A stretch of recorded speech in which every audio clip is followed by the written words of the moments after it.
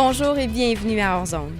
On attribue souvent aux Beaucerons la qualité d'avoir un esprit entrepreneurial extraordinaire. Eh bien, cette croyance populaire-là, elle ne se dément pas quand il s'agit du parcours professionnel de Martin Savoie de Sainte-Marie. En plus de sa carrière dans le milieu agricole, il est l'un des artistes fondateurs des groupes La Grande Débâcle et Les Jarrets Noirs. Et depuis quelques mois, il prépare le lancement d'un conte-conférence qui prend racine dans une démarche de développement personnel dans laquelle il a sauté à pieds joints à l'aube de la quarantaine. Entrevue avec Martin Savoie.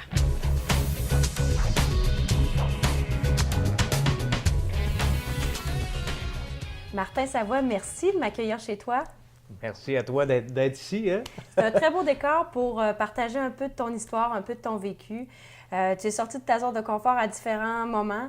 D'abord, je veux connaître le gars, Martin. À quoi ça ressemble une semaine dans la vie de Martin Savoie?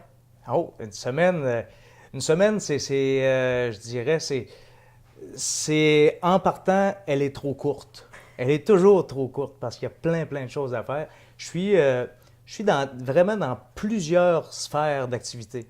Donc, de prime abord, dans mon travail avec Agrimarché, je suis propriétaire de blocs appartements aussi. Donc, ça implique les petites réparations, puis tout, et surtout le contact avec mes clients.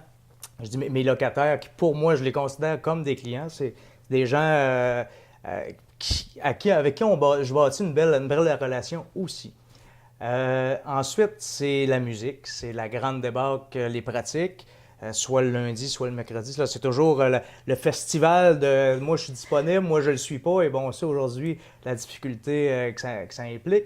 Les Jarrets Noirs, donc pratique, ça, c'est la pratique de gigue. Celle-là, elle est plus... C'est les jeudis, c'est là que ça se passe. Le travail... Toute la conférence, le spectacle conférence que je monte là, bien, c'est de 1 à 2 soirs semaine où on a des rencontres avec les gens de l'équipe. C'est aussi, puis j'aurais, avec les enfants, le lundi, bien, Laurie prend des cours de gigue, hein, elle suit un petit peu les traces de son père à son grand bonheur. Donc le lundi, je vais la chercher à Tring Jonction, puis je l'amène, je fais les allers-retours un petit peu. C'est la même chose les fins de semaine. J'ai les enfants toutes les fins de semaine, une journée sur deux. Donc, les horaires sont malléables avec les enfants qui sont dans l'équitation, qui sont dans le patinage artistique, dans la danse. Fait que c'est un peu ça la semaine de Martin. C'est multifonction. On se lève tôt, puis on se couche tard. C'est bien rempli. En tout cas, tu dois être un gars en forme. Oui. Ou ça garde en forme? Ça garde en forme. Heureusement, je dirais, c'est la gigue qui m'a ramené la forme puis l'obligation à la forme. Ah oui? Parce que c'est sûr que ça prend du souffle.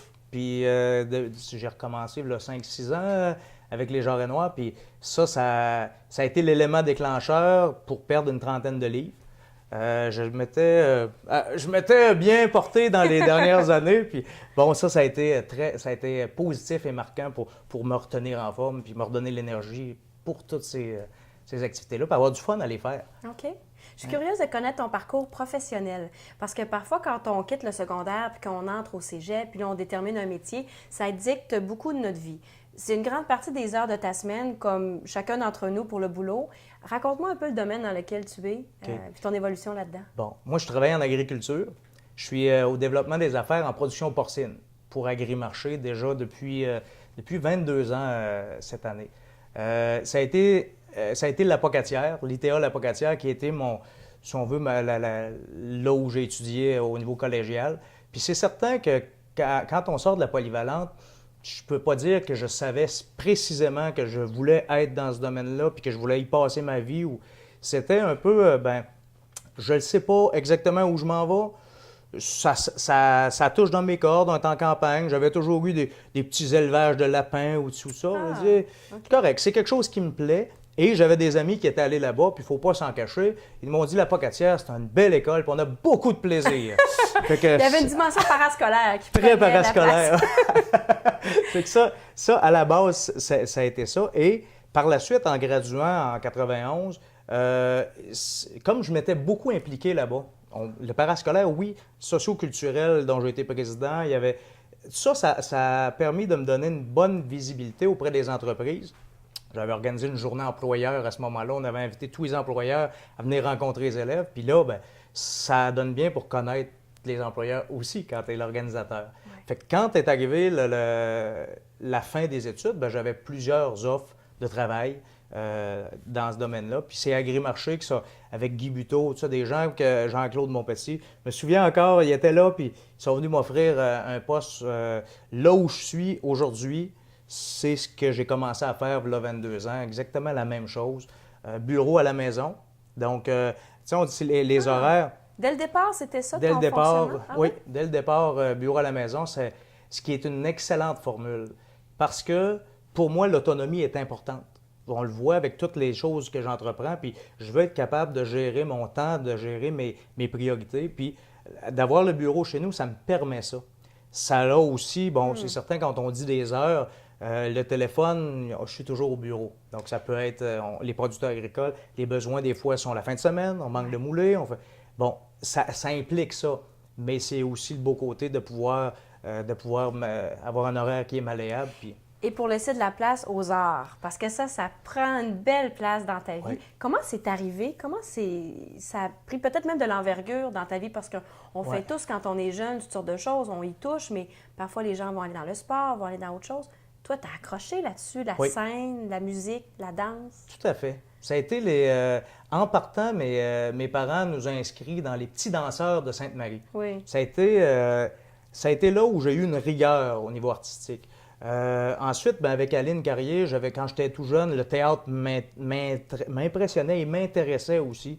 J'en faisais, puis j'avais du succès. Je me suis aperçu que sur une scène, à faire rire les gens, j'avais du fun dans ça. Fait que ça a continué, puis avec Manigance, par la suite, les petits danseurs qui sont devenus Manigance, ça m'a permis de toujours garder ce côté-là artistique qui m'appelait très, très fort, mais qu'à un moment donné, quand je suis allé à l'école d'agriculture, je l'ai un peu réprimé, par convention. Il faut se dire là, qu'à l'âge du collégial. L'âge du collégial, 17 ans, un Beauceron vive de l'art, vive de la culture, vive du théâtre, de la musique, de la danse. Il y avait une loi tacite qui faisait que ça se fait pas. Ouais. Ça se fait pas. C'est un AB, tout ça. Et je dois avoir un métier solide, quelque chose qui me ramène un salaire. Puis bon, c'est ce qui m'a amené là, puis je ne le regrette pas aujourd'hui. Mais ces choix-là se sont faits, puis la culture, la musique, la danse, tout ça, sont toujours restées très présentes pour moi. Et durant plusieurs années, j'ai compartimenté ça. Donc, les gens qui me côtoyaient, où j'étais représentant chez Agrimarché, producteur agricole, je ne me donnais pas la permission d'être Martin Savoie au complet avec l'artiste qui était là. C'était le conseiller porcin, puis fallait que dans ma tête, être professionnel, il ne fallait pas que les arts fassent partie de ça, compartimenté. Okay. Jusqu'à ce qu'à un moment donné, je prenne conscience que c'était ça, Martin Savoie, que c'était toute ma force, que c'était ce qui faisait que j'avais du succès ou que qui me décrivait, ben, c'était aussi les arts.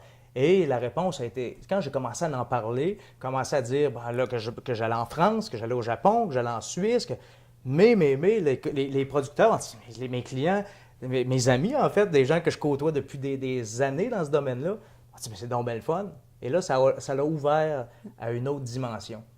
Puis je ne suis pas moins bon dans mon domaine technique, mon domaine de vente que je l'étais, mais tout en donnant la place à cette... À toute la personne que tu étais dans toutes les dimensions. Oui.